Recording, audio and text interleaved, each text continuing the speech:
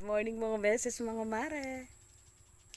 Mapagod tuwing umaga. Sinong relate dito mga meses? Ayan mga meses, tuwing umaga, kinakailangan madiligan ang aking mga halaman.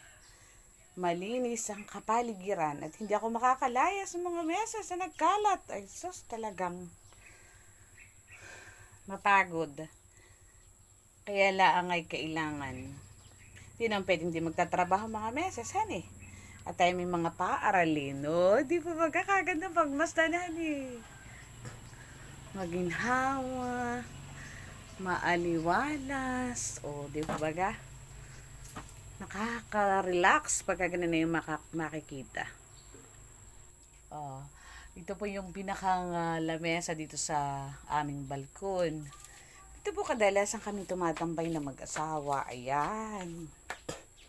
Ayan po. O di po baga. Nakaka-relax mga mesas. Eh.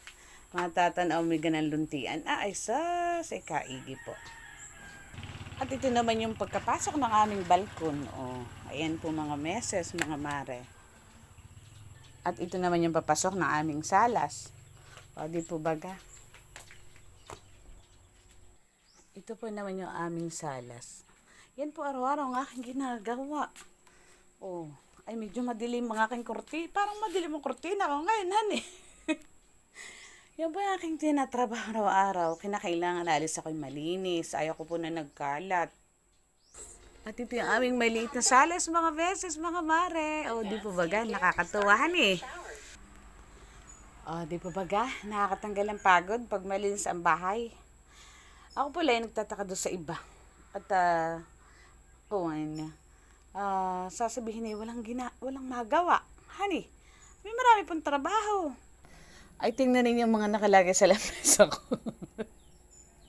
Yan ang aming dining table. Ayan, dining table. Ay, nakalagay mga pusa, mga meses, mga mare. Nakakatawahan eh. Ito po yung aming kusina. Ang aming kusina. O, di po baga. Dito kami nagluluto. At para po, mas madali at mas nakakatipid. Yan, ang aming kusina. Di ba baga?